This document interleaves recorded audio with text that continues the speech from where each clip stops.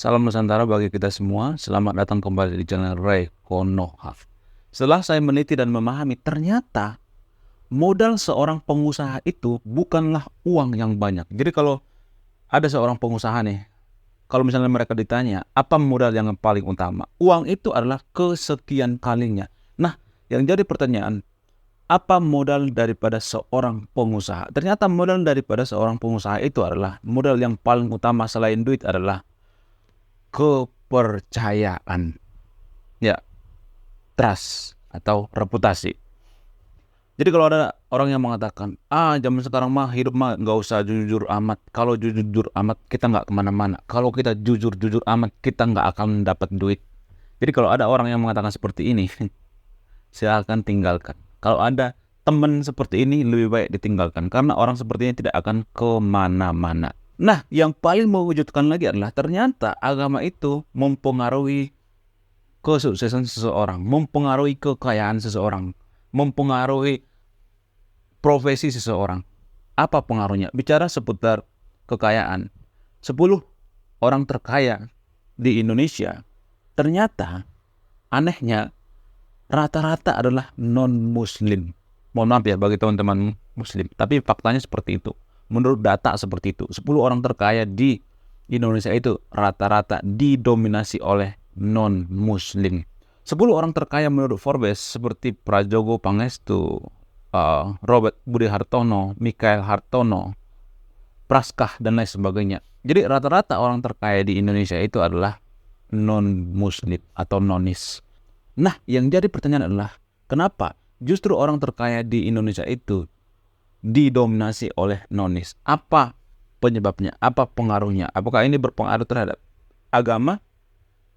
Sebelum saya bahas apa pengaruh kekayaan seseorang atau kesuksesan seseorang itu terhadap agama, saya akan membahas dulu ya fenomena atau prinsip-prinsip yang keliru atau logical fallacy atau kampungan dalam beragama. Jadi ada beberapa logical fallacy atau cacat logika dalam berpikir prinsip-prinsip warga Konoha. Apa itu? Yang pertama misalnya, jadi kalau kita mengatakan 10 orang terkaya di Indonesia itu rata-rata nonis, pasti ada yang jawab seperti ini. Ya, dunia mah surga buat kafir. Dunia ini surga buat kafir. Dunia ini surganya kafir. Pasti banyak yang berprinsip seperti itu kan. Jadi kalau kita perhatikan, ini adalah kalimat yang logical fallacy. Kalimat yang cacat logika. Kenapa saya mengatakan ini adalah kalimat yang keliru? Kalau kita perhatikan. Gini, kalau dia mengatakan bahwa dunia ini adalah surganya orang kafir. Nah, yang jadi pertanyaan adalah, kenapa ada orang yang beragama di Konoha mencuri? Kenapa? Bukankah karena dia butuh duit? Kenapa ada penipuan-penipuan? Bukankah karena dia butuh duit? Coba di antara nonton video ini, ada nggak yang tidak pernah kena tipu? Pasti kena tipu semua kan? Itu alasannya bahwa penipu itu butuh duit. Lalu kenapa ada orang mengatakan bahwa dunia ini adalah surganya kafir gitu? Jadi seolah-olah yang butuh duit itu cuma kafir gitu. Terus yang beragama nggak butuh duit. Kalau yang beragama tidak butuh duit, kenapa ada penipuan? Kenapa ada orang yang beragama tapi di penjara menipu? Kenapa? Berarti ini kan kalimat, kalau kita jeli, kalau kita perhatikan, ini kalimat logical fallacy. Ya sekilas kalimat ini seperti ada benarnya, tapi ini kan kalimat menghibur diri gitu. Dunia ini adalah surganya kafir. Ini sebenarnya menghibur diri kita karena kita gagal dalam berusaha, gagal dalam berdagang, gagal dalam hidup, gagal dalam melakukan hal. Ini adalah kalimat menghibur diri sebenarnya. Dunia ini adalah surganya orang kafir.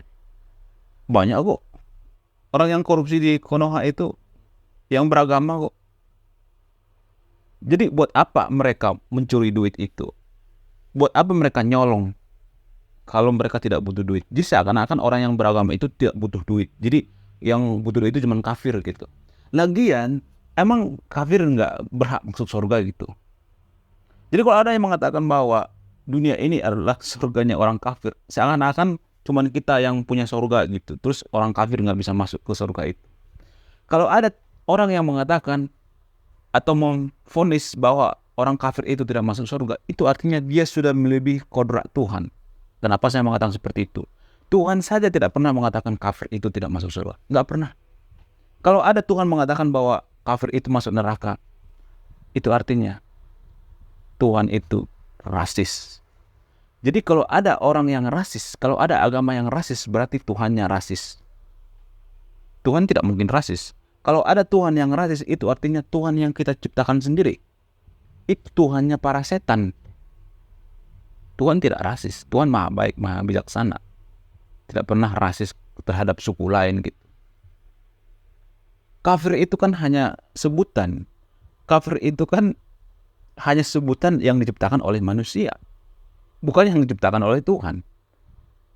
Jadi di sini ada cacat logika yang sangat parah yang dipercaya sama orang gitu, sehingga ini memakan korban. Dunia ini adalah surganya orang kafir.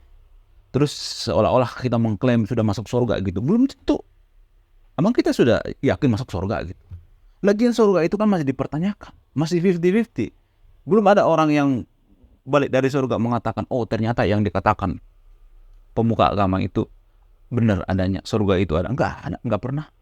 Adapun surga itu di kitab suci itu kan katanya yang disakralkan, katanya yang disucikan, katanya yang harus diimani, katanya yang harus dipercayai. Kita dipaksa bersaksi padahal kita tidak bisa melihat. Kalau boleh jujur ya, bukan berarti saya tidak percaya surga, akan tetapi surga itu belum pasti.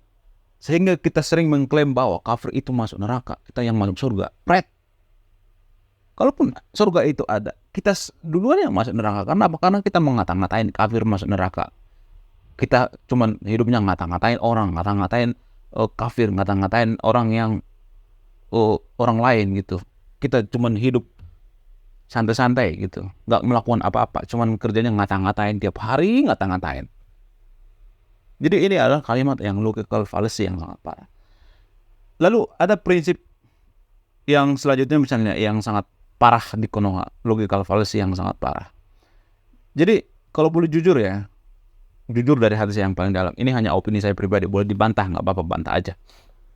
Saya melihat justru agama itu mengajarkan orang untuk malas. Kenapa? Karena justru agama itu bisa saja mengajarkan kita lebih banyak berdoa daripada bekerja. Gitu kan? Dengan melakukan gerakan-gerakan, ritual-ritual 10 kali atau 20 kali masuk surga. Apaan masuk surga? Kita lebih banyak berdoa daripada bekerja. Itu mempengaruhi kemajuan suatu bangsa. Contoh misalnya terjadi gempa misalnya. Kenapa terjadi gempa di Konoha misalnya? Umat beragama kan pasti sering bilang gini, oh ini karena cobaan dari Tuhan, oh ini karena maksiat, oh ini karena itu.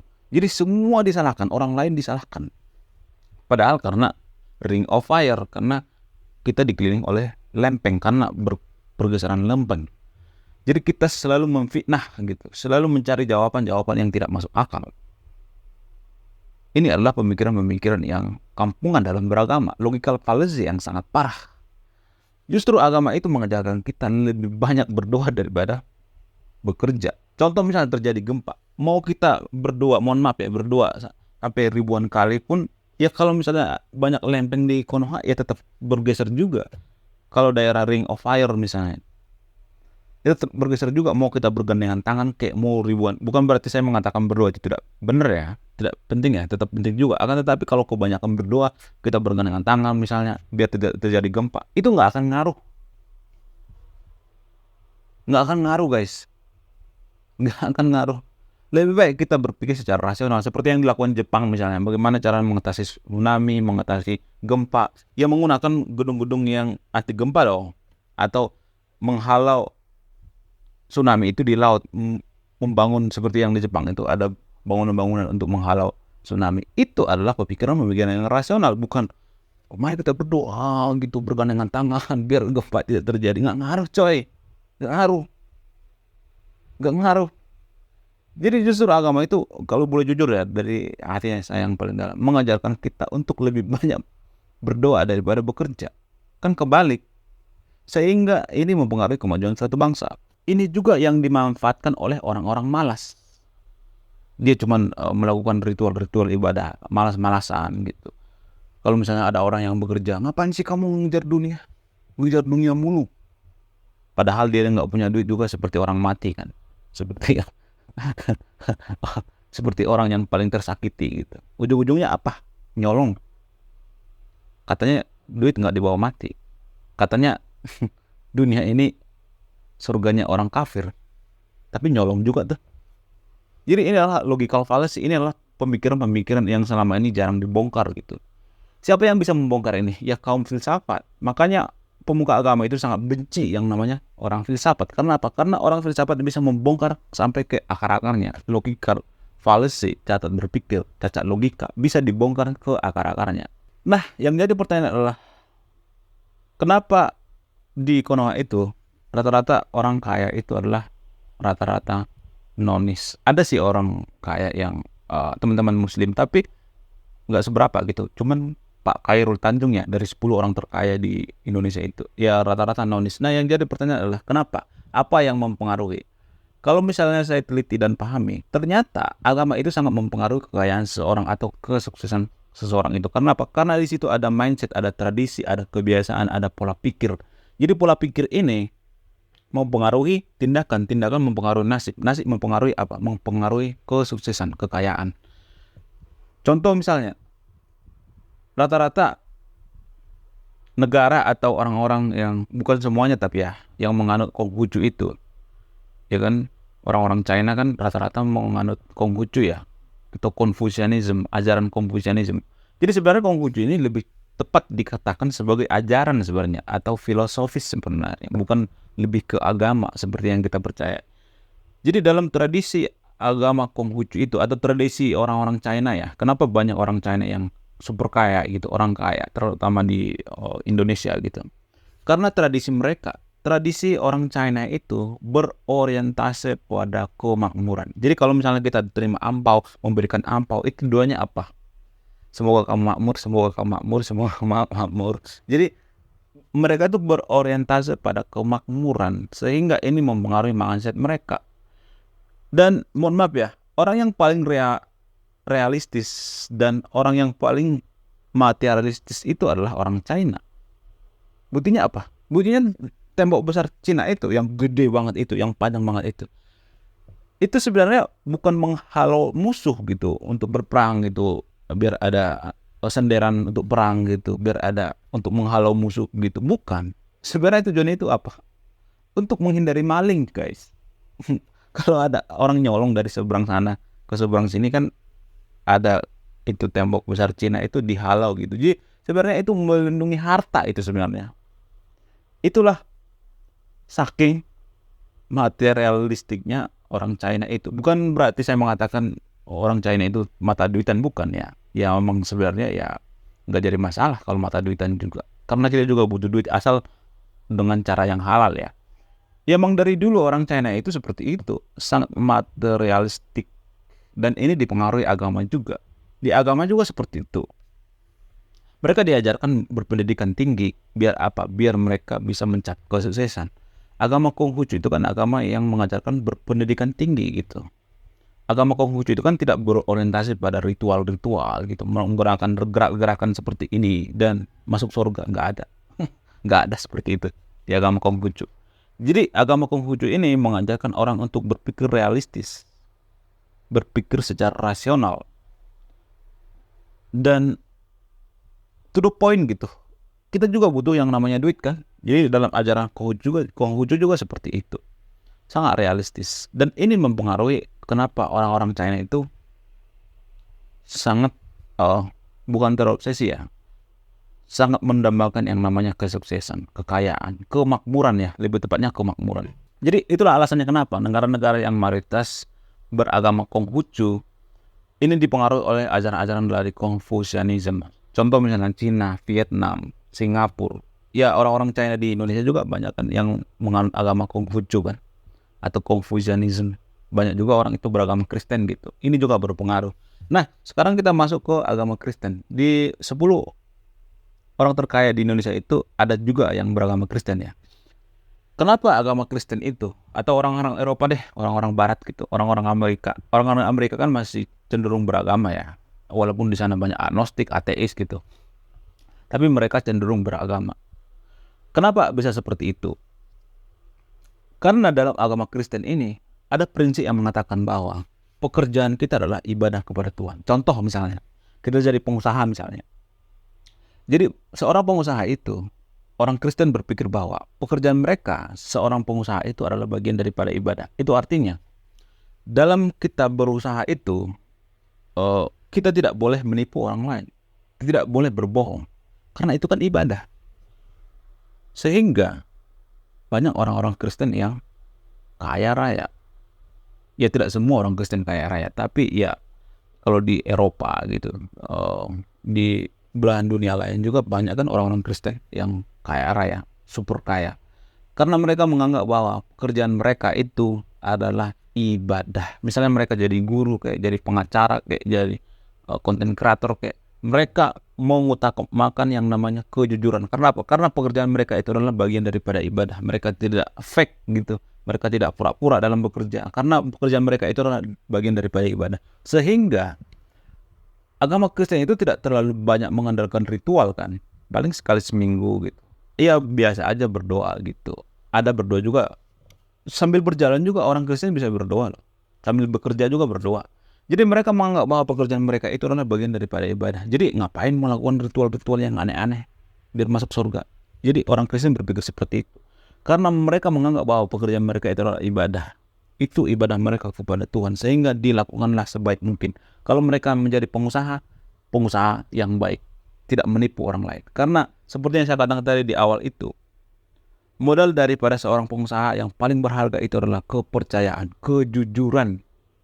Jadi kalau ada yang mengatakan, oh zaman sekarang mah kalau jujur-jujur amat nggak kemana-mana. Justru orang yang mengatakan seperti itu tidak kaya-kaya amat. Biasa-biasa aja. Kalau orang super kaya itu, kalau ketemu dengan orang yang super kaya. Karena saya pernah ngobrol dengan orang yang sangat kaya raya. Salah satu orang terkaya di Indonesia. Justru humble-nya luar biasa. Humble banget. Tidak seperti orang kaya baru gitu, yang congkak gitu. Justru menggunakan kalimat-kalimat yang sangat sopan. Tidak ada kesombongan. Dia mengatakan bahwa ya kejujuran adalah modal yang paling utama. Itu yang paling utama. Jadi kalau ada yang mengatakan, ngapain sih jujur, zaman sekarang jujur mah dikucilkan. Itu orang seperti itu nggak bakal kaya seumur hidup nih. Potong kuping saya. Seumur hidup orang seperti itu tidak akan pernah kaya. Prinsip seperti itu tidak akan membawa kemana-mana. Dalam agama Hindu juga seperti itu, Hindu dan Buddha. Hindu ada istilah karma. Jadi kalau ada orang melakukan kejahatan, kebohongan, dan lain sebagainya, mereka takut yang namanya karma. Sehingga mereka takut berbuat dosa. Dan kejujuran mereka sangat menjunjung tinggi. Kalau mereka berbohong itu kan karma ya. Nanti pasti dibalas dengan karma. Buddha juga mengajarkan seperti itu. Buddha mengajarkan kebaikan. Jangan menyakiti orang lain, jangan menyakiti hewan, dan lain sebagainya. Sehingga ini, pola pikir seperti ini mempengaruhi kemajuan suatu bangsa. Sebenarnya di agama Muslim juga, para sahabat juga kan kaya raya sebenarnya. Mereka soleh. Walaupun mereka kaya raya, mereka tidak sombong. Sebenarnya dalam agama Muslim juga dianjurkan untuk kaya, untuk bisa bersedekah. Cuman saya melihat ya, di Konoha ada semacam distorsi ya. Ya mungkin ini adalah oknum, tapi oknumnya banyak banget gitu. Jadi prinsip-prinsip yang mengatakan bahwa hidup mah nggak usah jujur amat, itu adalah prinsip-prinsip yang keliru. Oke, terima kasih sudah menyimak. Saya Ray Agnostik. Salam rasional.